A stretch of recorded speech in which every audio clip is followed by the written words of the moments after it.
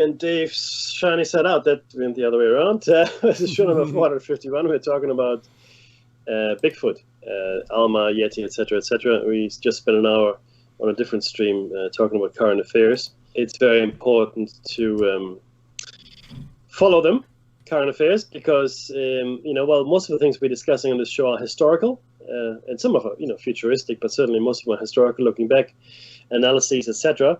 We do need to understand what is happening right now. Right? That's where most people fall down, living in the moment. But yeah, we are talking about Bigfoot, Alma, etc., etc. And last week we shared some of the history with you of Bigfoot specifically, and some of the names they had, and it predated obviously white colonization, etc., etc. We spoke a bit about Homo sapiens and our timeline, as well as Lloyd Pye's definition of the hominoids, and he believes, or believed, I should say, because he's passed away now, that there's a race of hominoids contemporary to ours that are inhabiting the planet right now and have been for a long time, and are just very, very good at hiding from us, as would I be if I had to deal with us, Dave. Clearly. Yeah, completely right. Run away. Yeah.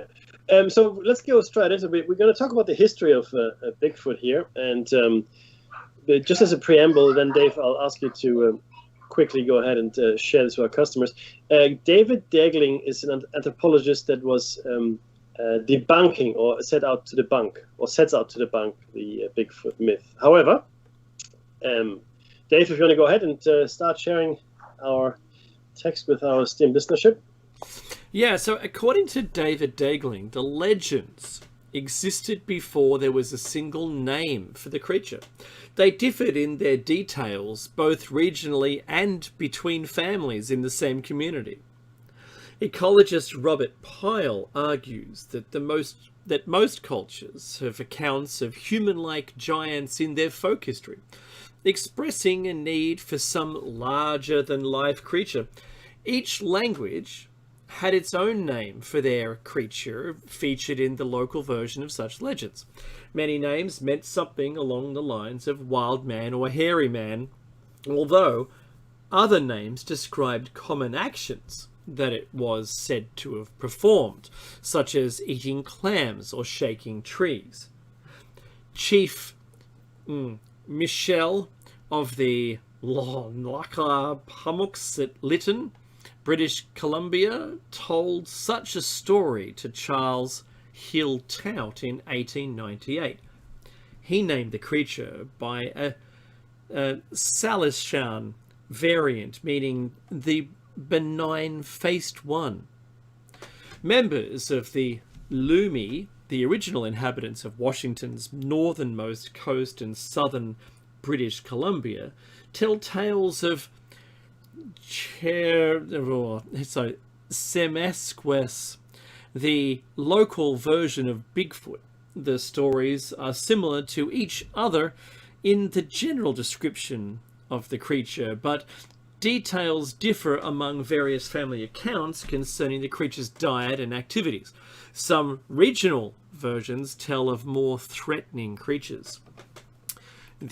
Oh boy, I should have read the text. You normally make you actually practice some of these names in advance, but not today. Very well. Can you do both of these for me? Sure. The Shtiyaha, or Quivi-Kuya, were a nocturnal race. Children were warned against saying the names, lest the monsters hear and come to carry off a person, sometimes to be killed. Dave? In 1847, Paul Kane reported stories by the Indians about Skookums, a race of cannibalistic wild men living on the peak of Mount St. Helens in southern Washington state.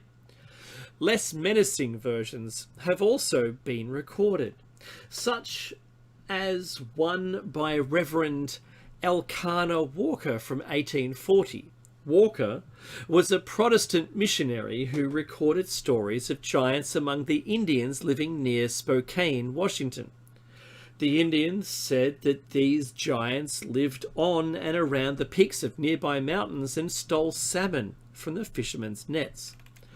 In the 1920s, Indian agent J.W. Burns Yes. Close. Compiled local stories and published them in a series of Canadian newspaper articles. They were accounts told to him by the Serialised people of Chehalis and others.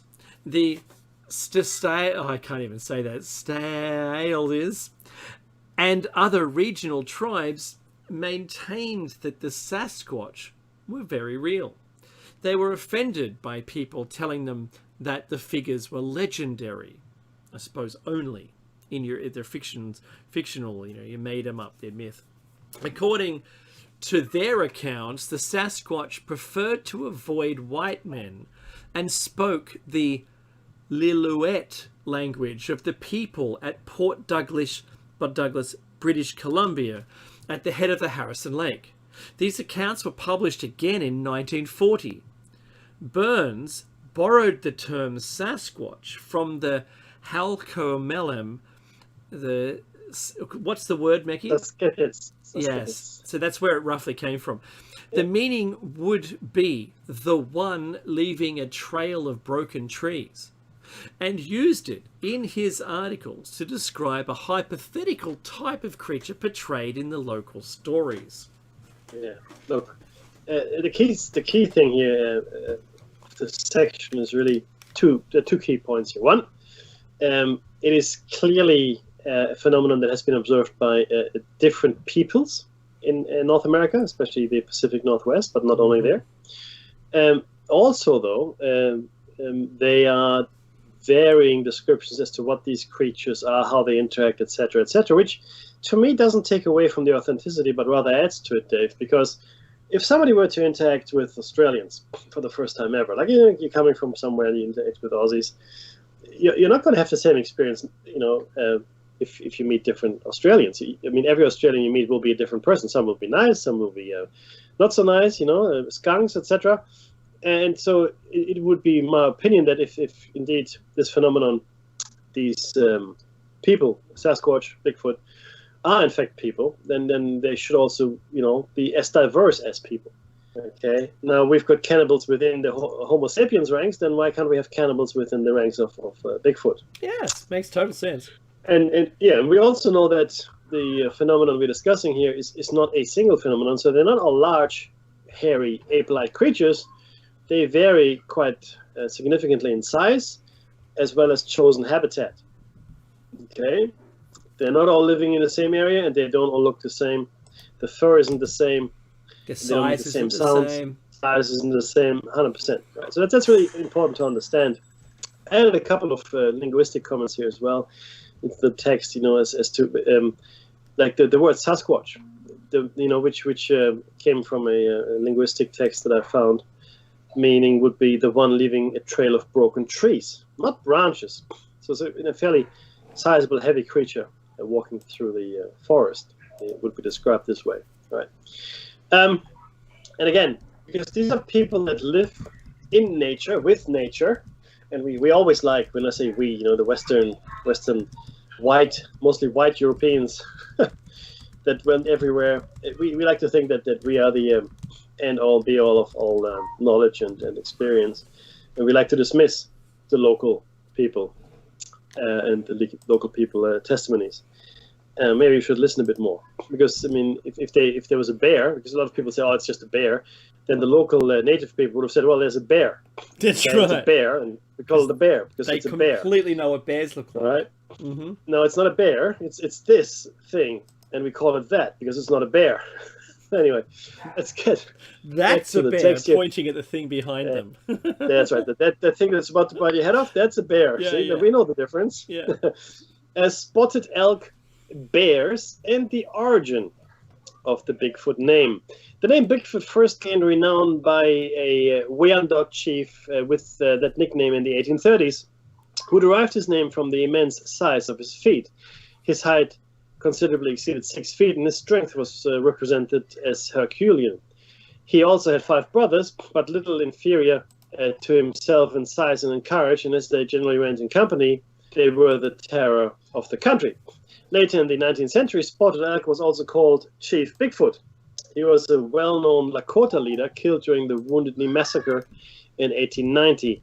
The two Native Americans may have been the namesake for two fabled bears in the West. In the late 19th and early 20th century, at least two enormous marauding grizzly bears were widely noted in the press and each nicknamed Bigfoot. This may have inspired a common name of the ape creature and been a matter of confusion in early stories. The name began to become more widespread as a reference to the Sasquatch after a photo of bulldozer operator Jerry Crew holding a cast of a track was spread by wire service in 1958. The first grizzly bear, Bigfoot, was reportedly killed near Fresno, California in 1895 after killing sheep for 15 years. His weight was estimated at 2,000 pounds, about 900 kilograms. It's a hefty bear. The second one was active in Idaho in the 1890s and 1900s between the Snake and Salmon rivers, and nearly supernatural powers were attributed to it. Now we're talking about bears here, okay? Nearly twice the size of an ordinary grizzly, Bigfoot for years has levied his tribute of prime steers, and no one has been found brave enough or clever enough to catch or kill him. With a single blow of his giant paw, he kills the largest and best animal he can find, and he usually takes the pick of a herd. He makes a single meal of the animal, and it is usually a meal that would provide a camp full of men for a week, and disappears, never to return to that locality again that season. So to be clear though, that's a bear, and that's where the name Bigfoot may have originated from, Dave. Yeah, that's right. So sightings? Yes. Yeah, great. So I was in the chat room. Okay. About 1/3 of all claims of Bigfoot sightings are located in the Pacific Northwest, with the remaining reports spread throughout the rest of North America. Most reports are considered mistakes or hoaxes, even by those researchers who say Bigfoot exists. Bigfoot has become better known as a phenomenon in popular culture, and sightings have spread throughout North America, but specifically in Windber, Pennsylvania. The rural areas of the Great Lakes region and the southeastern, I'll put my teeth back in, United States have been sources of numerous reports of Bigfoot sightings. In addition to the Pacific Northwest, the debate over the legitimacy of Bigfoot sightings reached a peak in the 1970s, and Bigfoot has been regarded as the first widely popularized example of pseudoscience in American culture. That's nice. We always like pseudoscience. Yeah. Now, the proposed explanations for these sightings, we're going to share them with you one by one. Various explanations have been suggested, and to offer a conjecture on what type of creature Bigfoot might be. Scientists typically attribute sightings either to hoaxes or to misidentification of known animals and their tracks, particularly black bears. Again, if it's identified by a native person, native to the area, or even a person skilled in forest or bushcraft, I find that highly unlikely, but anything is possible. So misidentification is the first explanation. In 2007, the Bigfoot Field Researchers Organization put forward some photos which they claimed showed a juvenile Bigfoot. The Pennsylvania Game Commission, however, said that the photos were of a bear with mange. It's a disorder, a disease. Yeah, mangy dog, eh? Anthropologist Jeffrey Meldrum and Ohio scientist Jason Jarvis, on the other hand, said that the limb proportions of the creature were not bear-like. They were more like a chimpanzee. Dave? Yeah. There you go. Okay, I know where I am. Hoaxes. Both Bigfoot believers and non-believers agree that many of the reported sightings are hoaxes or misidentified animals. Author Jerome Clark argues that the Jacko affair was a hoax involving an 1884 newspaper report of an ape-like creature captured in British Columbia. He cites research by John Green, who found that several contemporaneous British Columbia newspapers regarded the alleged capture as highly dubious, and notes that the Mainland Guardian of New Westminster, British Columbia, wrote, "Absurdity is written on the face of it. Dom Biscardi is a longtime Bigfoot enthusiast and CEO of Searching for Bigfoot, Inc. He appeared on the Coast to Coast AM paranormal radio show on July 14th, 2005, and said that he was 98% sure that this group will be able to capture a Bigfoot, which they had been tracking in the Happy Camp, California area. A month later, he announced on the same radio show that he had access to a captured Bigfoot that was arranging a pay-per-view event for people to see it. He appeared on Coast to Coast AM again a few days later to announce that there was no captive Bigfoot. He blamed an unnamed woman for misleading him and said that the show's audience was gullible. On July 9th, 2008, Rick Dyer and Matthew Whitten posted a video on YouTube claiming that they had discovered a body of a dead Sasquatch in a forest in northern Georgia. Tom Biscardi was contacted to investigate. Dyer and Whitten received $50,000 from Searching for Bigfoot, Inc. As a good faith gesture. The story was covered by many major news networks, including BBC, CNN, ABC News, and Fox News. Soon after the press conference, the alleged Bigfoot body was delivered in a block of ice in a freezer with the Searching for Bigfoot team. When the contents were thawed, observers found that the hair was not real, the head was hollow, and the feet were rubber. Dyer and Whitten admitted that it was a hoax after being confronted by Steve Kulls, executive director of SasquatchDetective.com. In August 2012, a man in Montana was killed by a car while perpetrating a Bigfoot hoax using a ghillie suit. That's one of those suits used in the military to disguise yourself into the wilderness, into the bush. It's a full suit and covered in long strands, and you put bits of the bush that you're in into it, and it sort of makes you look like it's great for a little sniper nest thing, movable sniper nest. Moving on. In January 2014, Rick Dyer, perpetrator of a previous Bigfoot hoax, said that he had killed a Bigfoot creature in September 2012 outside San Antonio, Texas. He said that he had scientific tests performed on the body, from DNA tests to 3D optical scans to body scans. It is a real deal. It's Bigfoot. Bigfoot's here, and I shot it, and now I'm proving it to the world. He said that he had kept the body in a hidden location as he intended to take it on tour across North America in 2014. He released photos of the body and a video showing a few individuals' reactions to seeing it, but never released any of the tests or scans. He refused to disclose the test results or to provide biological samples. He said that the DNA test results were done by an undisclosed lab and could not be matched to identify any known animal. Dyer said that he would reveal the body and tests on February 9th, 2014 at a news conference in Washington University, but he never made the test results available. After the Phoenix tour, the Bigfoot body was taken to Houston. On March 28, 2014, Dyer admitted to his Facebook page that his Bigfoot corpse was another hoax. He had paid Chris Russell of Twisted Toy Box to manufacture the prop from latex, foam, and camel hair, which he had nicknamed Hank. Dyer earned approximately $60,000 US from the tour of his second fake Bigfoot corpse. He said that he did kill a Bigfoot, but he did not take the real body on tour for fear that it would be stolen.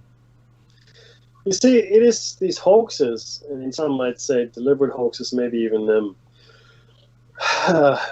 people were put up put to them, to perpetrate them, but maybe not. But it is those hoaxes, not just in the Bigfoot research arena, but in any of the paranormal research arenas that make it hard for what we like to call, I guess, the hard scientists to even look at these phenomena, right? Which I think is a terrible shame, because there are truly mysterious phenomena out there which a so-called serious scientist won't touch, because a lot of them are colored with this hoax brush, if you will, right? And this goes right down to the Piltdown Man hoax, back in the day. And I don't. Clearly, this person did it for profit. Other people do it for whatever reason, But look, I really, the hoaxes out there. It's all good fun, but there's a real phenomenon here. And I actually have two minds here, Dave. Should we investigate it to the point where we find these creatures, or should we not? And should we just go with the hoaxes? Well, yeah, it's all a big hoax. Because now comes the question that normally we don't ask ourselves as scientists: should we do it? Should the atomic bomb have been developed? Should we have invented the internal combustion engine? Should we, et cetera, et cetera. So now with this, because let me ask you this, Dave. What did it do for the mountain gorillas to be discovered and be declared real? Because until the year 1900, the mountain gorillas, especially the silverbacks, were believed to be complete myth, a legendary creature. That's right. Living in the high mountains of Africa. No one believed it. And they were found. They killed one and brought it back. Now, it didn't do anything for the mountain gorillas. I can tell you that. Well, now there's gorillas in zoos all around the world. Well, they're selling gorilla hands. They're selling body parts. They're selling, right. It's horrendous what's happening there, right? So it didn't do anything for them. Other creatures as well, where we started investigating, and the only thing that these creatures got out of this for their trouble, right, was to become extinct or be driven to extinction. So with this too, are we? This is really tough, because obviously you and I, we want to know, and most of the real Bigfoot researchers want to know as well. But if you and I found out, and I'll be honest with our listenership here, I'm not sure I would share it. If I found out tomorrow that Bigfoot is real and I had incontrovertible evidence that Bigfoot was real, I'm not sure I would share it. I'd probably die with it, because I think I would owe it to these creatures to keep them hidden. Because there's no way but extinction once people realize, oh yeah, Bigfoot is real. Let's quickly go hunt them all down and put them in zoos and do whatever we can. And then there are only a few specimens left in zoos. In fact, all gone from the wild. Even though I believe they're slightly more supernatural in nature than we think they are. And when I say supernatural, I don't mean in a wooey kind of way, but in a science beyond our understanding kind of supernatural. So that's my opinion, Dave. I think it's a tough call. I mean, if I told tomorrow, I'll say, Dave, come over. Dave comes over. We go into Mount Yango, and I take Dave to a cave, and look, there's a yowie. Would we share it with the world, Dave? No, because that would immediately. It's like the movie E.T., Mackie. Yeah. So what are you going to do? We're going to run tests on him. Will he survive the tests? No, he'll be dead. No. We'll do an autopsy. Look, exactly. If we had visitors from other star systems out there, even inner Earthers, for argument's sake, right? Whatever. Would we just broadcast it from the rooftops? No. This show is about exposing what I think the government knows, right? And exposing, and I think they are doing this. I mean, I have no doubt in my mind that today they are experimenting on creatures and visitors, etc., somewhere. Right? And this is really more about exposing that and putting a stop to that, rather than proving the existence of these creatures. I mean, well, it's a classic proof. It's a classic proof that they want. They want a dead body, and they want it to be actually Sasquatch, or whoever, right? Whomever, and they want to be able to. They want science to test it and say yes. Yeah. But Mackie, I have to say, right? If all of the ancient cultures around the world all had a description of something before popular culture came along to muddy the water, if all of those had a story, and they're all independent of each other, and just because we turn up and then we don't believe it, it's our problem. Isn't that our problem? That we don't believe it? Yeah. Isn't every day, Mackie, since the 10 years we've been doing this, is there not every day there is something where science has said, actually, I think we should take note of those old stories because I think they're more factual than we'd been giving them credit for. The prime example of that is, and this is not really in the realm of the supernatural at all, but traditional Chinese medicine, right? Been laughed at and made fun of. That's just all nonsense.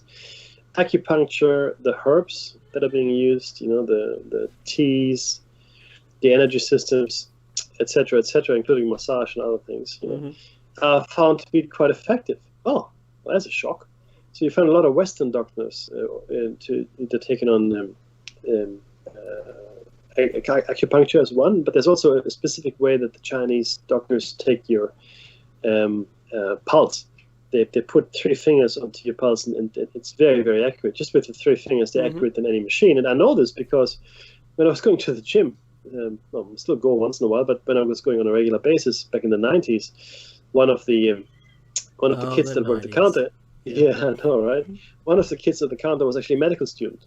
And his father was also working the counter, ex-cop, nice, very nice kid, Joel. If you listen to this, hey, how you doing, buddy? Haven't seen you in a long time. But the point is, he studied that kind of pulse taking that the Chinese doctors did, traditional Chinese medicine, and he said it was a lot more accurate than what the machines could do. Right? You have to have fairly sensitive fingers to feel the pulse that way. But and I can't remember what it was called, but it was a very specific thing. And I see Western doctors here that I know, or trained in Western medicine, I should say, that are taking up acupuncture. Taking up acupuncture for chronic pain relief, right? And we see things like cannabis prescribed for chronic pain relief, right? And it makes a huge difference. Duh.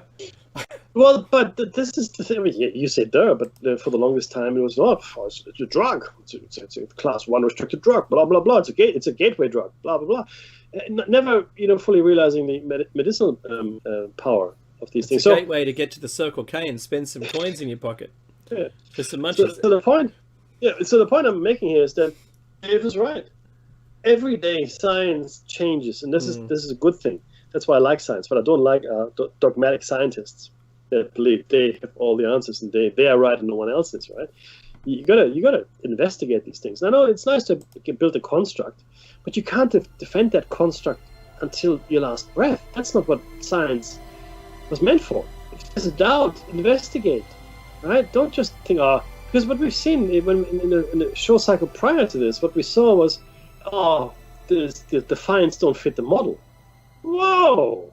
It's a find. We found something here. It's not inside your model. That's not a find's fault. That's your model's fault. Oh, we can't change the model. And the argument always was, clearly it doesn't fit the model, so the find has to be an intrusive burial. It has to be because it doesn't fit the model. But if the model is wrong, it's a model. It's not the word of God. It's a model, right?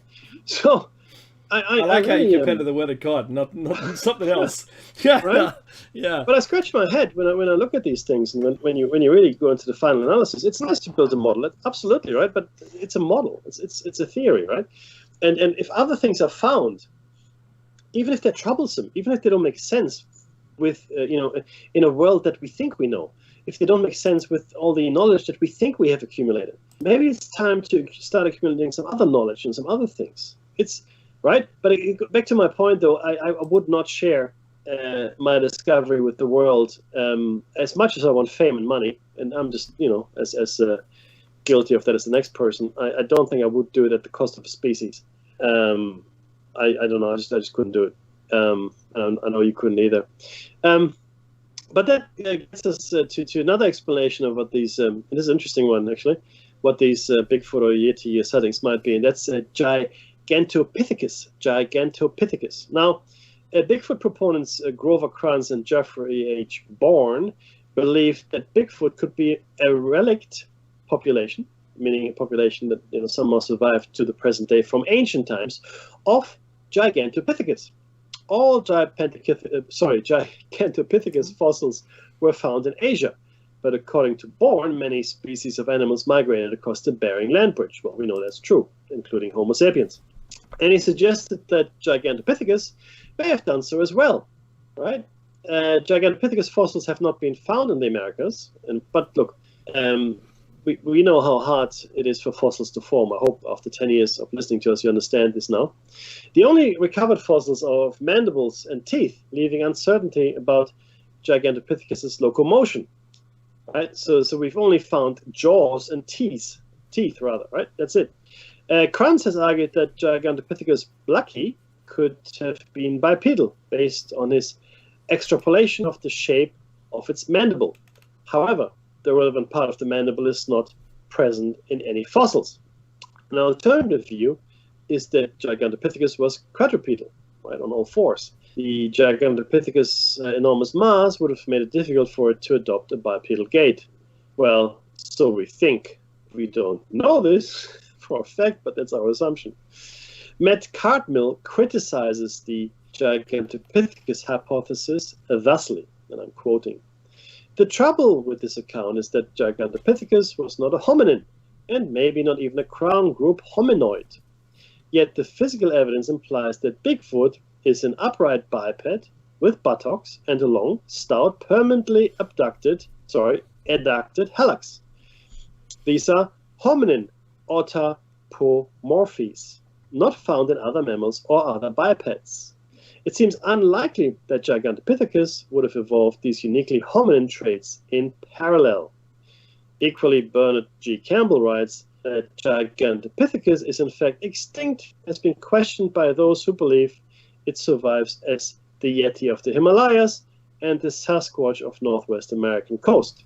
But the evidence for these creatures is not convincing, according to Mr. Campbell. Dave? Yeah, extinct hominidae. Primatologist John R. Napier and anthropologist Gordon Strassenberg have suggested a species of Paranthropus as a possible candidate for Bigfoot's identity, such as Paranthropus robustus, with its gorilla-like crested skull and bipedal gait, despite the fact that fossils of Paranthropus are found only in Africa.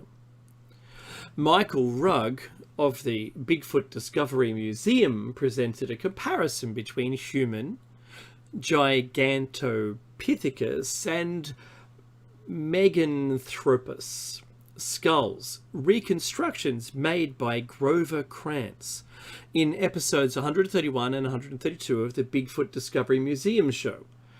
He favourably compares a modern tooth suspected of coming from a Bigfoot to the Meganthropus fossil teeth, noting the worn enamel on the occlusal surface. The Meganthropus fossils originated from Asia, and the tooth was found near Santa Cruz, California. Some suggested Neanderthal, maybe Homo erectus or Homo heidelbergensis, to be the creature, but no remains of any of those species have been found in the Americas. That's right. The next bit is actually really interesting, so I ask you all to listen up. This is the scientific view and recognition. So this is really interesting. I'm going to maybe repeat a couple of paragraphs here. In 2013, ZooBank, the non-governmental organization that is generally accepted by zoologists to assign species names, approved the registration request for the species name Homo sapiens cognatus to be used for the reputed hominid more familiarly known as Bigfoot or Sasquatch. Cognatus is a Latin term meaning related by blood. So Homo sapiens cognatus means, those related by blood to Homo sapiens. The request was made by Dr. Melba S. Ketchum, DVM, Moody scholar and lead scientist of the Sasquatch Genome Project, following publication of novel North American hominids, next-generation sequencing of 3 whole genomes and associated studies, Ketchum, MS et al. In the De Novo Journal of Science, February 13, 2013. The article examined 111 samples of blood, tissue, hair, and other specimens characterized and hypothesized to have been obtained from elusive hominins in North America, commonly referred to as Sasquatch. ZooBank is an adjunct to the International Commission on Zoological Nomenclature, or ICZN. The Sasquatch Genome Project is a collaboration of an interdisciplinary team of scientists from independent, public, and academic laboratories. De Novo is a multidisciplinary scientific journal providing 3 levels of peer review, just so we understand what this all is. This is only the first official step in scientific recognition of the species. A follow-on step would be to secure the recognition and inclusion of a DNA sample from Homo sapiens cognatus by GeneBank, a DNA repository whose catalog, though incomplete, is well recognized by the scientific community. GeneBank provides standardized, accepted procedures for the collection and analysis of DNA samples. According to a statement by an ICZN associate scientist, ZooBank and the ICZN do not review evidence for the legitimacy of organisms to which names are applied. That is outside our mandate, and is really the job of the relevant taxonomic biological community, in this case primatologists, to do that. When Homo sapiens cognatus was first registered, needless to say, we received a lot of inquiry about it. We scrutinized the original description and registration of this name as best as we could, and as far as we can determine, all the requirements for establishing the new name were fulfilled. Thus, at the moment, we have no grounds to reject the scientific name. This says nothing about the legitimacy of the taxon concept. It's just about whether the name was established according to the rules. There's no single organization of primatologists imbued to provide recognition of evidence for the legitimacy. Opinions of individual primatologists are disparate but generally antagonistic. The evidence advanced supporting the existence of such a large ape-like creature has often been attributed to hoaxes or delusion rather than to sightings of a genuine creature. In a 1996 USA Today article, Washington State zoologist John Crane said, "There's no such thing as Bigfoot. No data other than material that's clearly been fabricated has ever been presented." In addition, scientists cite the fact that Bigfoot is alleged to live in regions unusual for a large non-human primate, i.e. temperate latitudes in the northern hemisphere. All recognized apes are found in the tropics of Africa and Asia. Well, we're not saying it's an ape, right, Dave? However, primatologist Jane Goodall told National Public Radio, "Well now, you will be amazed when I tell you that I'm sure that they, referring to Bigfoot, exist." Now that's Jane Goodall. Who's Jane Goodall? She's the lady that spent a lot of time with the gorillas. Mm-hmm.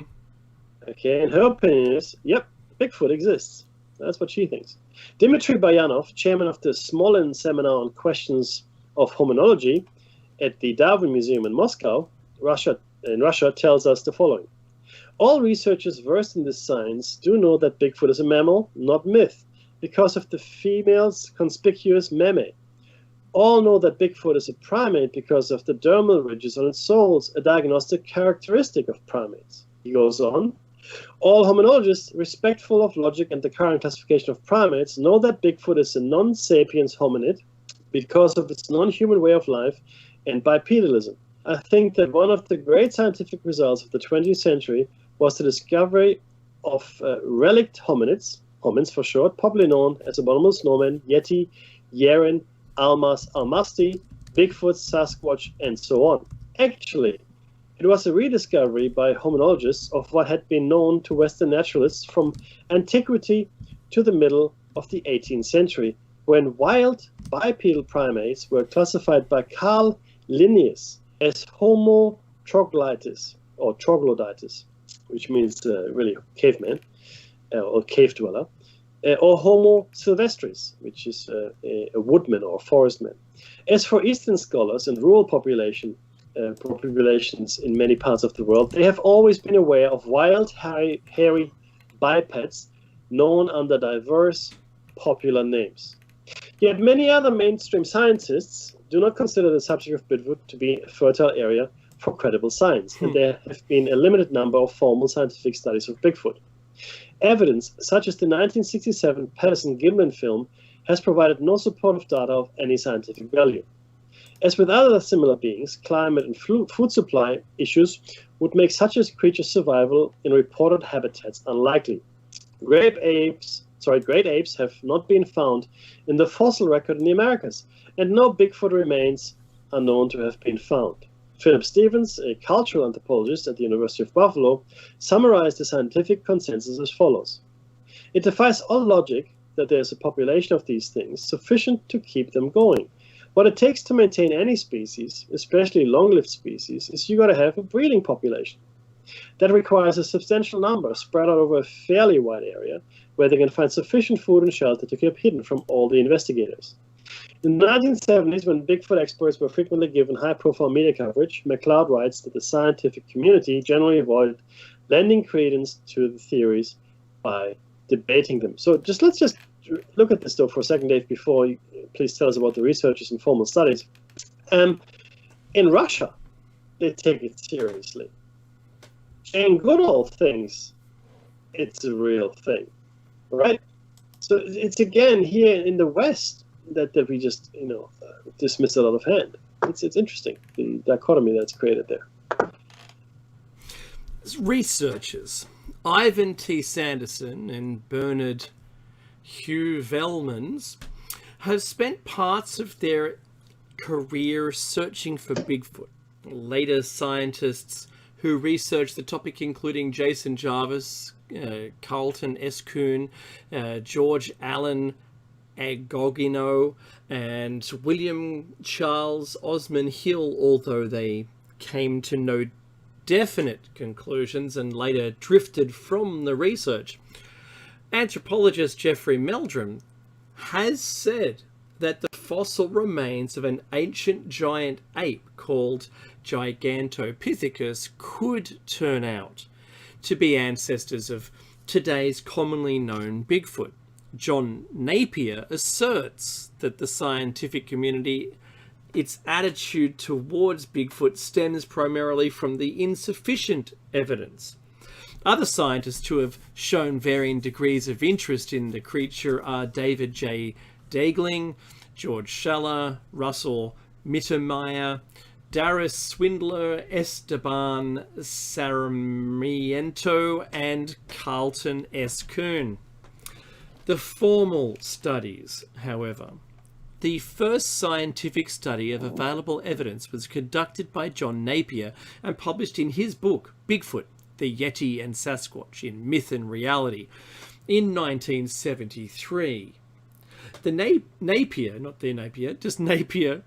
and it could be that popular, the Napier, wrote that if a conclusion is to be reached based on scant, extant, hard evidence, science must declare Bigfoot does not exist. However, he found it difficult to entirely reject thousands of alleged tracks scattered over 125,000 square miles or 325,000 square kilometers, or to dismiss all the many hundreds of eyewitness accounts. That was then. Napier concluded, "I am convinced that Sasquatch exists, but whether it is all it is cracked up to be is another matter altogether. There must be something in Northwest America that needs explaining, and that something leaves man-like footprints." In 1974, the National Wildlife Federation, funded by a field study seeking Bigfoot evidence, no formal Federation members were involved, and the study made no notable discoveries. Beginning in the late 1970s, physical anthropologist Grosvenor Krantz published several articles and 4 book-length treatments of Sasquatch. However, his work was found to contain multiple scientific failings, including falling for hoaxes. A study published in the Journal of Biogeography in 2009 by J.D. Lozier et al. used ecology niche modeling on reported sightings of Bigfoot, using their locations to infer Bigfoot's preferred ecological parameters.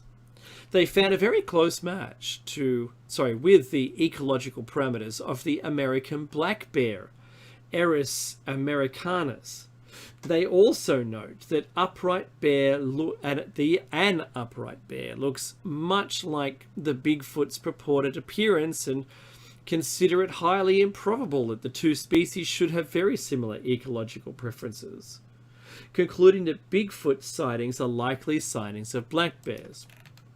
In the first systematic genetic analysis of 30 hair samples that were suspected to be from Bigfoot, Yeti, Sasquatch, Almasty, or other anomalous primates, only one was found to be primate in origin, and that was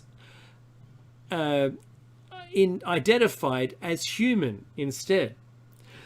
A joint study by the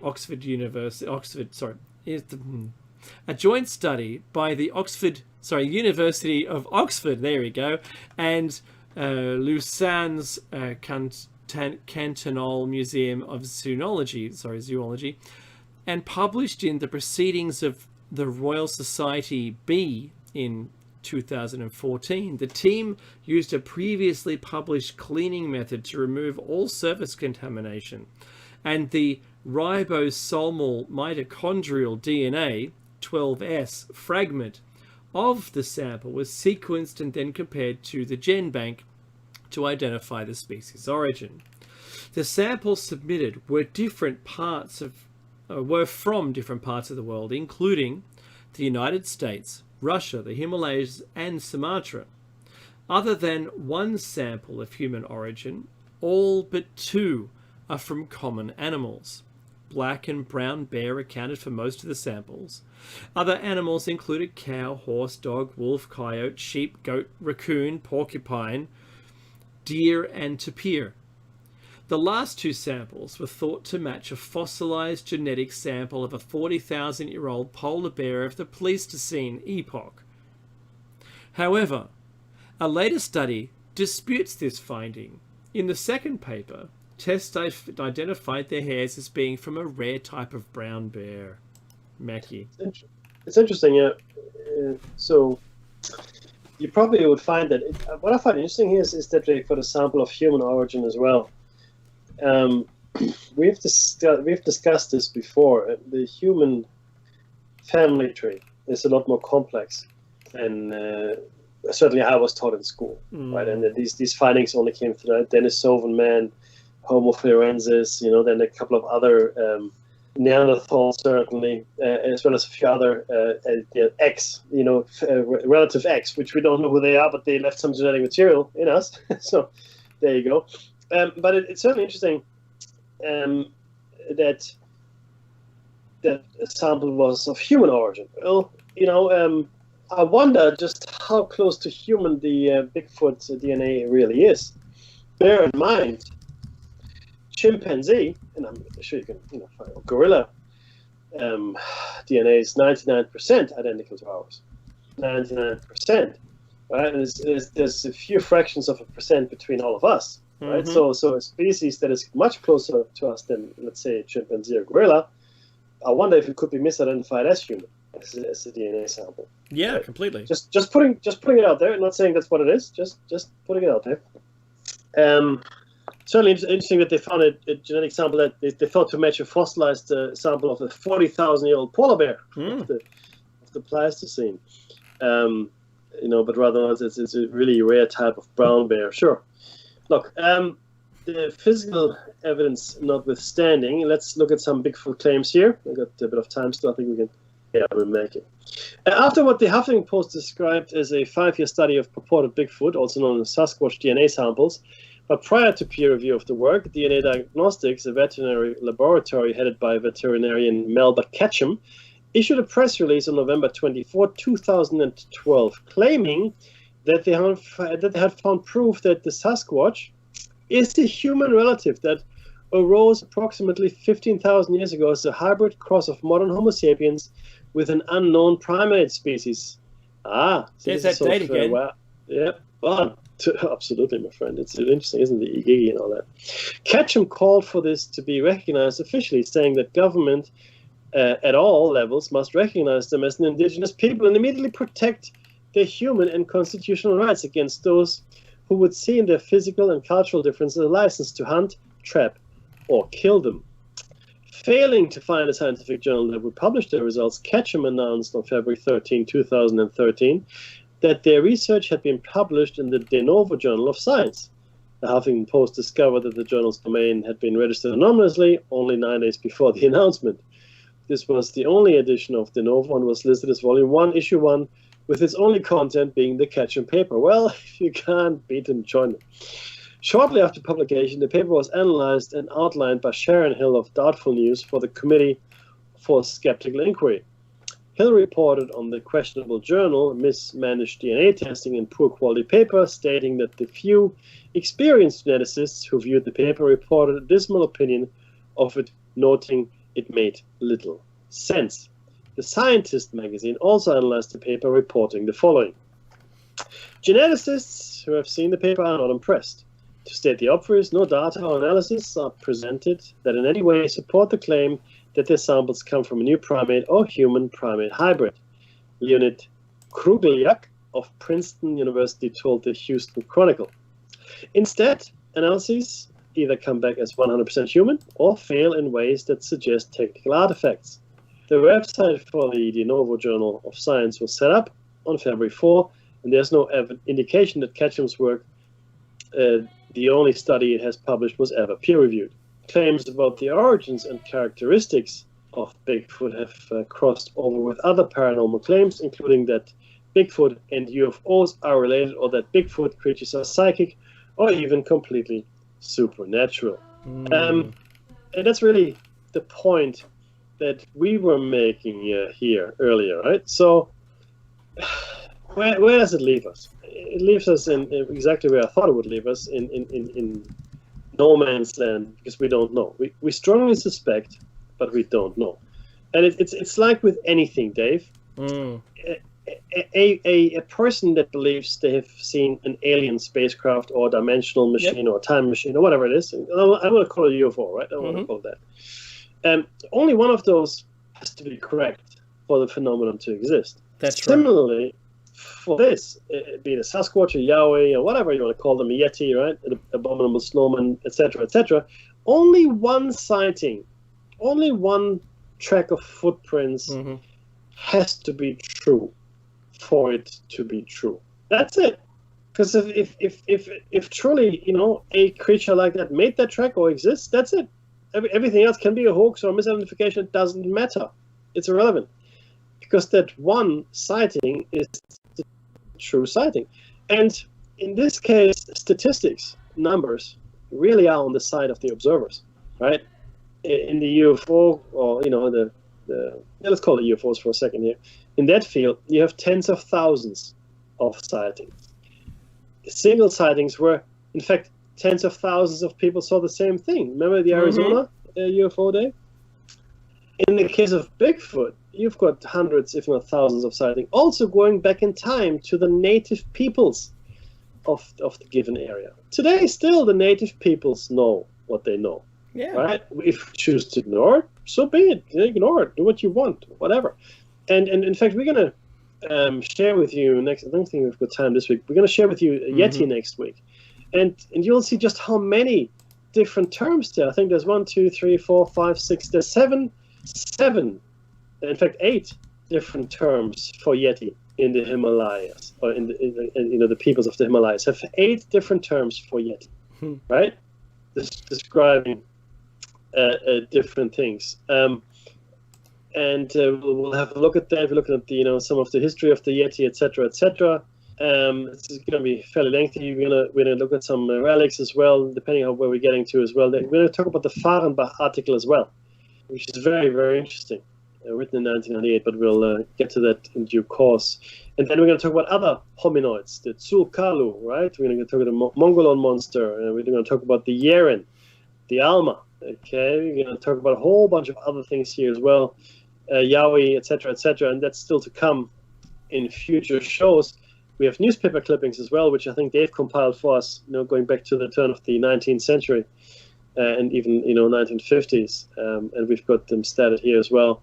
So that's what's still in store. Is the mystery solved? Not by a long shot, in my opinion, Dave. I don't think it has been solved. I don't think it's been successfully debunked either. And I just point to all the things we find all the time. And my favorite thing recently, and I have to say this, Dave, is the mucus gland that they found in our own head. A 2.5-inch mucus gland. In fact, 2 of them. And oh, look at that. There's a new mucus gland. What? Really? Yeah. So we're finding new creatures all the time. The wilderness is still quite a large place, and it's quite possible that you could disappear in there, as we have our people just disappeared, never to be seen again, Mekki, in the wild.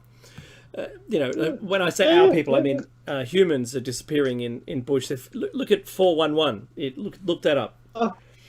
Completely. And if we can disappear and never to be seen again, they can exist in there and never to be noticed. Yeah.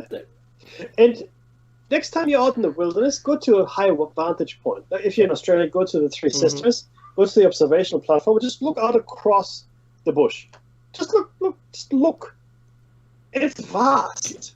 And that's just from a vantage point that it's convenient for you, right? The actual forests, jungles, bushes, you can't see 20 feet. Even though they're being... Yeah, you can't. And most of us never go there because it's just we just don't go there. Some of us do, but most of us never ever go there. And it's in some places people just never go ever. Full That's stop. right. They don't go because it's completely inaccessible. But there's the music. And we need to. Oh, okay. Well, look, don't go away. Jabber is coming up. I'm sure. Yeah. And we'll see you next week for another Shiny Side Out with Dave and Mekki. Thank you so much for being part of us and inviting into your lives. And take care. Fingers crossed.